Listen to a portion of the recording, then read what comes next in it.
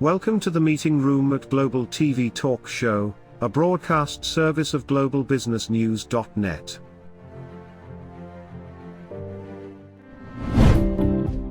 This episode from the meeting room of Global TV Talk Show is brought to you by The Bridge School, the accredited international online private school of choice, at bridgek12.org. Porch Light Rental and Destination Services. Reduce your renter lump sum or managed relocation costs.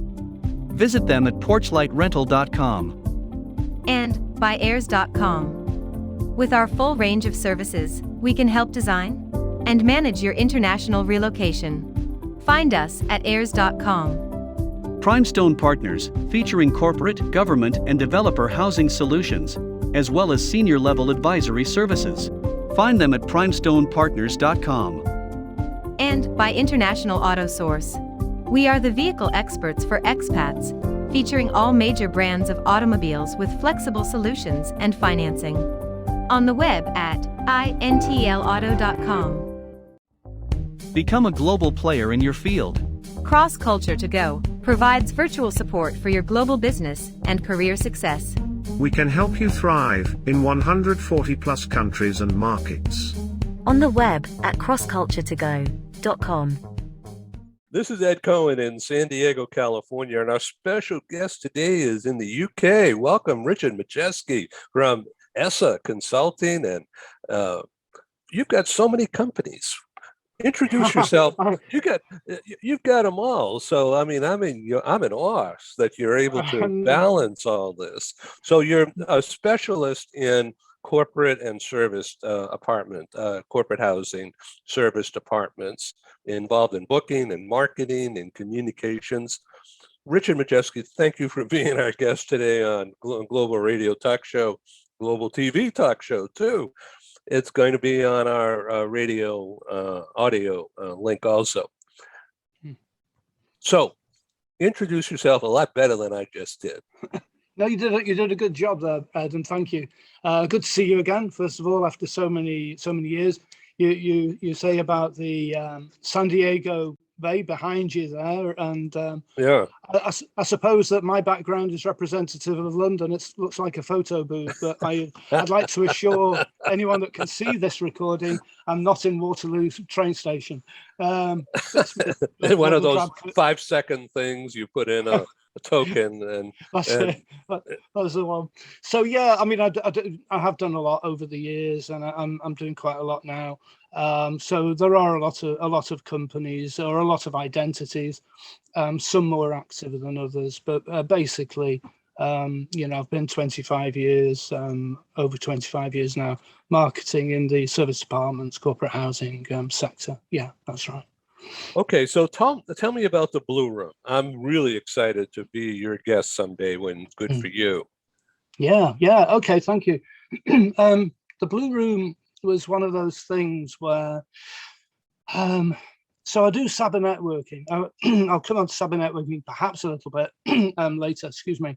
But cyber networking is a live event. We moved it online, and it's where people can interact. But it occurred to me that not everybody can get to the online at the same time. It did work early on in COVID, but increasingly it was difficult as people were going back to work. So I wanted to keep that communication going, keep the contact going, and so started the Blue Room, which is kind of like a broadcast on specific topics. Yeah, and I would love to have you there. I'd really look forward to it. Yeah. Thank you. I am really honored to have this opportunity. You and I first met when I was fortunate to be able to produce first global meeting, a meeting outside the US. And it was in London at Hilton, just north of the Marble Arch, I believe. And I don't know, we had 150 people show up at this thing. And this was in November of 1997. And that was our first time. So I had hair then. Well, so we had a lot of help. Charlie McGrow was involved, and Bill Grable, and Frank Grace, and Mr. Evans, and so many other people from the glorious past. And it was quite a soiree as well at the home of Frank Grace. And that's when you and I first met. And we've stayed in touch over all these years, although we've never really done anything. So I want to tell you that we're going to go back into live meetings, and we want to do it in London. And I want to invite you to consider partnering with me. Yeah, And sure. maybe we'll get Ben Cross to do it too, and form a collaboration and Absolutely. get a huge audience involved. And Yeah. that way it's a win-win for everybody. Well, that's I right. don't That know would when be, we'll do it, but well, we'll see how yeah. COVID goes. Well, this is it. I mean, I've been extremely cautious over the past 18 months or whatever, but yeah, indeed. No, that would be great. I mean, it was way back then when we first met, and you were doing those.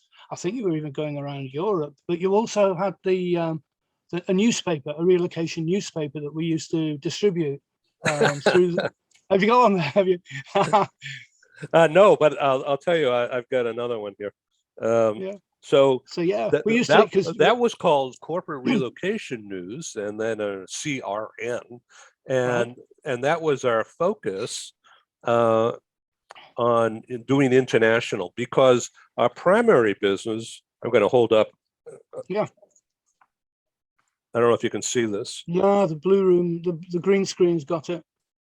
All right. So anyway, you can't see this. I'm No. really sorry. This is my first time using a fake background. Actually, I took this Right. picture myself, Yeah. but I'm Wow. not a tech, and boy, is it showing! What a Uh, klutz! no, it's what makes it so much fun. I believe it's also what makes our communications these days so much more personable, because It- we're all real people, aren't we? It's Everybody makes those. authenticity for sure. Yeah, exactly. No Yeah, one's got to be screwing embarrassed up about that. here and there. Yeah, I do it on purpose. So our last live meetings were, just very quickly, February 25 in Times Square, New York, at inside the accounting firm of RSM. They invited clients, I invited clients. We filled the place, and it was a good meeting. Nobody was talking about the disease. This was February 25 of 2020.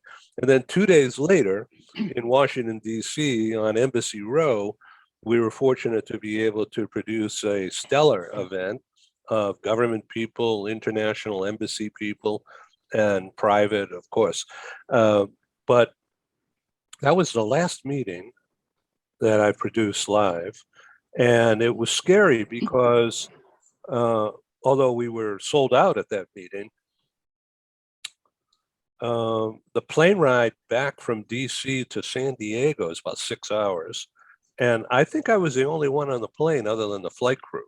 And Wow. that was weird. So, I mean, I got all the drinks I wanted, but that was a long flight, 6 hours, let me tell you, and it was empty. And that was February, was it? February. February 27 of 2020. That's so okay. And So so 2 days later, everything stopped. did it, because a week later it was our last live Saba networking at the Staybridge Vauxhall. That was on the 5th of March. And I think Yeah. I'm right in saying, sadly, that was the first casualty in the UK. And it became a lot more serious then.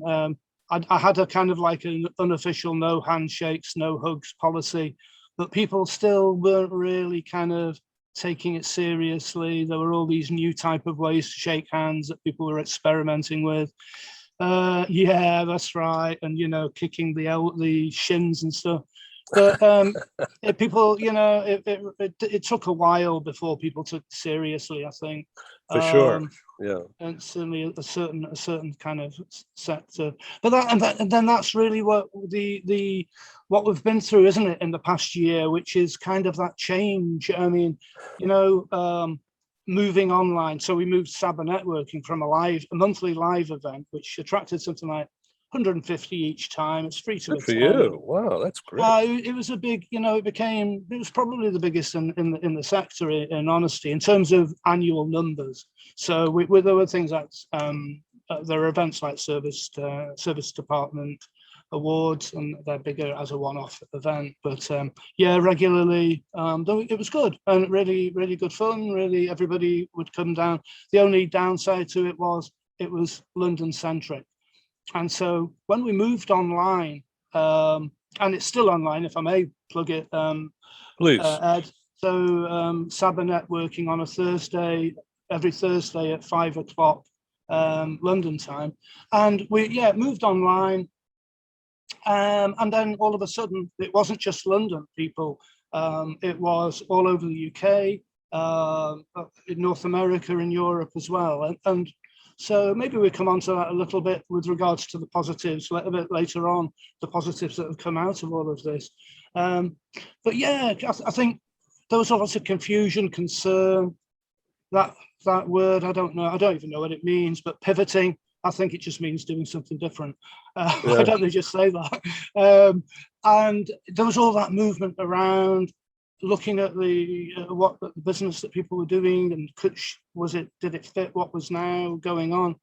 And so people were very, very eager to come to events such as Saba. And I think we got something like 60 or 70 in the largest one, but it's settled down now, and it's around about 20. So what does Saba stand for? Service departments? Service Department Bookers Association, because it's a long story, that one. I don't know whether we've got time for that, but I was an agency once upon a time. I lost some money when an operator didn't pay commission, and so ASAP weren't accepting agents at the time. The Association of Service Department Providers weren't accepting agents at that time, and so I set up Saba and got together with a few other agents. Good for you. Didn't want to reinvent the wheel though, so kind of this collaboration with other associations, and I simply went for the on the principle of, if people meet each other and trust each other, it will generate good business. And that's where the networking side of things was. That's why I pushed the networking side of things. Yeah, that's really good, and it's the entrepreneurial spirit. So the going virtual for me has been a reinvention, because before March 1 of 2020, I was afraid of this. I mean, I'm still screwing up, that's for sure. but aren't we all, Ed? Aren't we all? Yeah. You've done great, really. Yeah, And you're doing a regular show, so I mean, it's amazing, and putting out that information. We've been doing. I've been accelerating the pace, and it's a workout, but it's making me more disciplined, and actually feeling the weight of the responsibility of broadcasting correctly and not screwing up. But having intelligent guests who are a lot smarter than me, and I'm making my job easier with type A personalities. So, I don't have to do all the talking. So, no, you're doing really well though, Ed, because I mean, I know myself from those broadcasts with the Blue Room that you mentioned, and I said earlier, I mean, my blood runs cold with fear when things start going wrong. It's usually the sound, and it's usually that I can hear myself, and that's why I've got these ready just in case. Well, that's what I've got on. Yeah. It's better that way. And it's more. The connectivity is better. I mean, it looks funny, but but at least I can hear right. Exactly. No, but there was way back there. There was a lot of concern, wasn't there? February, March 2020, and it is a long time ago now. But people were moving around, and I don't know. I mean, certainly in the UK, things did move. Should I tell a little story about the UK, Ed, and how what was happening? What happened? Yeah, so I know that things are opening up right now, and today is August 9 in 2021, and we have about 10 minutes left in this broadcast, so please come back and we could do more later and probably bring in additional people. But what is going on right now, today again, August 9, 2021? What's happening? I understand that things are opening up pretty fast now. Yeah, they are. I mean, out there in the high street, it's looking very much like normal, apart from the masks. Now, I don't get out much. I just keep. I still, I'm still keeping myself to myself, and I probably will do for a while. I will answer the door to deliveries with a mask on, and and that's just the way I am, really. But yeah, exactly. Where's mine going? But yeah, exactly. Had it in my pocket. Yeah, don't blame you. Can you imagine going in? So can you imagine going into a bank masked up and say, "I need having trouble. I'm having trouble withdrawing money." Yeah, exactly. No, I want all my money. I want all yours as well. Yeah, exactly. No, but it's that how right to get to today. If I just go back a little bit, really, where back in about 2020, March 2020, all of a sudden, like if we were to separate our businesses, or certainly in the UK, into leisure, corporate, and contractor, and the areas in which you and I have dealt mainly has been corporate and global mobility, so international relocation often, or business travel. All of a sudden, of course, planes weren't flying and the corporates weren't there. So the sector very, very quickly switched to the contractor market. Contractors, our definition of contractors are building sites and key workers in other areas, sort of electricity, gas, etc. So they could still work and could still travel and could still be accommodated. The kind of what here is known as the service accommodation sector rather than service department sector. In other words, it's like an offshoot of Airbnb. They have always been servicing the contractor market. And what happened in March 2020 was that all of a sudden the corporate service departments had lost their business. Even domestic corporates weren't traveling. So they switched to the contractor market. So to come to your particular question, and if we ignore the leisure side of things, which will always be involved in dribs and drabs, but not necessarily be a focus, what's now happening is that these service departments, the corporate service department sector, are now switching back to corporates, mainly domestic corporates right now, because the international corporates still aren't traveling as much as and probably who knows if they ever will. But that corporate business is now being supplemented also by a new contractor market that people have now discovered. It was, it wasn't the focus of a lot of the corporate service department operators. Some of them did work in that market, but it's kind of getting back to normal. You've got the domestic corporates and the domestic contractors. The domestic contractors are filling the space that the international corporates used to take. And when they start coming back, then perhaps there'll be a move to that market again, because it's a more lucrative market. But it's survived. We've survived, and I suppose it's true to say it's the model that has allowed it. It's a very resilient model, the service department corporate housing model, because it's very good for isolating individuals and families. You can live in self-contained units, and so it's very good. You can have the home offices. You can have all sorts. It's very, very flexible. Apartment offices as such, and some brands have been selling themselves as apartment offices. We interrupt this broadcast to bring you a timely announcement. Hi, I'm Sergey Gorbatov. I'm Angela Lane. Together, we're researchers, writers, and practitioners in the field of human resources. And we've also been multi-country, multi-assignment career expats. We owe our professional development and growth to a very large extent to the international assignment opportunities that we have had. But in a world where distributed work may become the norm, we also want to understand what will happen to the nature, duration, and purpose of international assignments. Together with our colleague, Julian Dalzell from the University of South Carolina, we're undertaking a study on the future of expatriation. And we'd value your contribution. You can participate in this important study by completing a simple 10-minute questionnaire. Access the questionnaire by typing in your browser tinyurl.com/expert study. That's tinyurl.com/expert study. You can also find the link here on Ed's website next to this video. Thank you for joining us in this study. In return for your contribution, we'll provide you with a copy of our research. And of course, you'll be invited to an exclusive webinar hosted by Ed, where we will share our findings right here on Global Business News.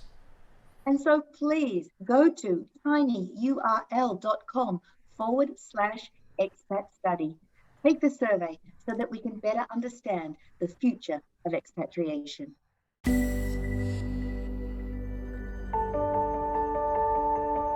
Something that's really neat is that the Bridge School partners with various organizations to provide learning for their students. For example, we partner with a major ballet company, and we are able to enroll several of their students into our school. So now not only is the student able to participate in a school and have a seamless transition while they're very active in their ballet career, but now they have other dancers that are with them that are doing some of the same courses. So it's almost becoming a camaraderie where they're taking similar courses, they're working together on their ballet, and really being able to form this great partnership with these organizations to provide a needed service. A lot of times there are student athletes who will spend hours and hours at the gym or at the basketball courts, wherever it is. And if they're attending a traditional school, they're in school from 8 to 3. They get a quick snack, and then they're at the gym for 3 to 4 hours in the evening.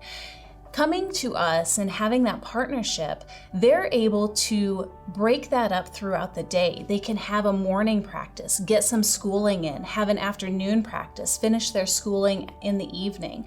So there's that flexibility. And additionally, if there are tournaments or performances, it's fantastic because if there's a week where they have shows straight through, they can take that week off of learning and then pick back up when they're done. So it offers this great flexibility. And for the program owners of these sports leagues, it is a win-win situation for them because they see this need. They see this need that their students need to make sure that they are obtaining the grades necessary to be successful adults in our country and in other countries. But it provides them an environment where they can be successful at both.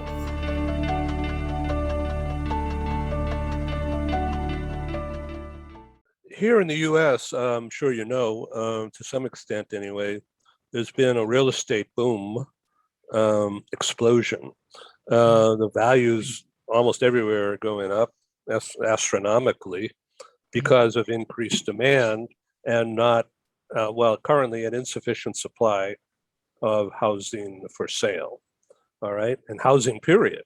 So what's happened is that on U.S. domestic relocations, some of the transferees, would-be transferees, can't afford to pay the new prices, and the companies aren't giving out money. So, although in some cases they are, most are not. And so transferees have to rent.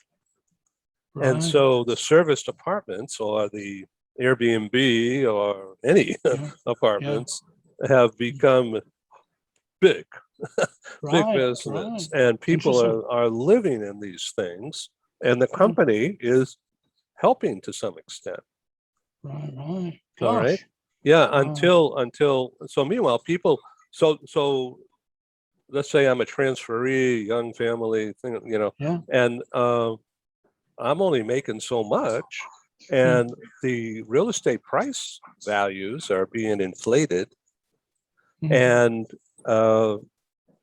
the properties are appraisals for mortgage lending Mm. aren't catching up in many Right. respects, and so the Right. deals don't happen. All Yeah. right. Yeah. So it's almost like the transferees in many cases are priced out of the home market, and they revert. So they want the job, so they take the transfer, but they're living in a rental. Right. Right.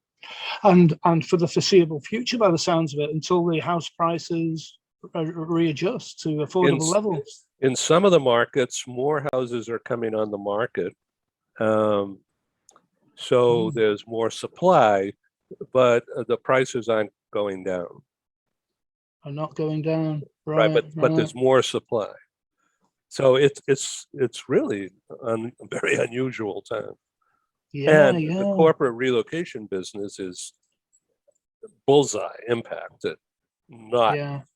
positive in many aspects. Some, yeah, but not Yeah. Yeah. everywhere.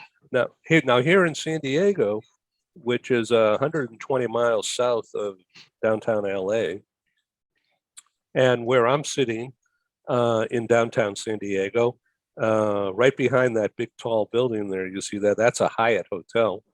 And those pointy things on my other shoulder, that's the San Diego Convention Center. And for the first time in a year and a half, that place just opened up for the first live meetings. Yeah. And so downtown has been a ghost town until this past May. And since then, everything is like gangbusters. But I'm 9 miles from the Mexican border. All right. And yeah, it's very binational, even now. And so the atmosphere here is way different than in other parts of the US. Now, part of Silicon Valley, which is a 1 hour plane ride, and it's about 500 miles or so north, they can't recruit people into that market anymore because it's really expensive. And so a lot of the Silicon Valley companies, including Apple and Google and everybody else, they're opening up. They're bringing the work to San Diego rather than try to find San Diego engineers and computer scientists and whatever to relo. Now, some are opening up in Phoenix, which is a 6 hour drive to the east from San Diego, or about an hour plane ride. And they're going into Texas, which is like a 3.5, 4 hour plane ride. But the lower prices in Texas and Phoenix aren't so low anymore because of the increased demand. So American companies are opening up in all these other places around the US that have been in the past lower cost than California and New York Right. and other That's places. That's an irony, isn't it? Rather than relocating people, they're relocating the offices. So, Right. And now some yeah. people have opted to go live in Colorado or Utah or Montana, or just move away from the coastlines. And housing prices are a lot lower, or have been, although everywhere, because of the demand, housing prices are going up. Yeah. And so, but a lot of companies saying, yeah, you could work remotely. I don't care where you live, but you have to perform, and you're going to need to come back in on a regular basis, although we're not sure how often or for how long. So work from anywhere and Zoom or whatever system is being used, it's here to stay, I believe. Yeah, that kind of hybrid sort of situation as they're calling it. one rather unfortunate kind of aspect of that, I think, is that there are people, and they're often the younger recruits who've never seen their work colleagues, and so it's important to buy into the company culture sometimes, isn't it? And you Right. can't do that, so it is bad. It's unfortunate, but a lot of people right now are preferring to work from home as well. I mean, there is a lot of that kind of whoops, whoop, whoop, we're back in the office, but there's a lot of kind of caution, uncertainty as well, I think. But yeah, no, it's I'm not aware of a similar situation in the UK, I have to say, but that's very interesting. Yeah, and it's increasing. So it's really good to be with you, Richard. This has been a warm and fuzzy, and we'll get over our technical inefficiencies or inadequacies here, and let's do this again. Yeah, well, no, that'd be great, Ed. I'm honoured to be on the show with you. So thank you very much for that. I really am. And technical. You've done. It's been great. You've done. It's brilliant. So no, not at all. But yeah, no, thank you very much, and thank you to everybody for listening. All right, there's Richard. Okay, give the audience your the best website. Okay, thank you. It would be www, all one word, essamarketing.com. Essamarketing. That's ESSA. And then marketing without any hyphens. So ESSA marketing.com. What does ESSA stand for? Oh, I've forgotten now. It was so long ago. Extended Stay Service Department. Oh, that's cool. Okay, great. All right, and this is Ed in San Diego, and you're on Global TV Talk Show, a unit on globalbusinessnews.net. Thank you, Richard Majewski. This is wonderful, and I welcome you back. Thank you, Ed. Thank you. Thank you. Signing off. Thank you for joining us in the meeting room at Global TV Talk Show. Have a wonderful day, and stay safe.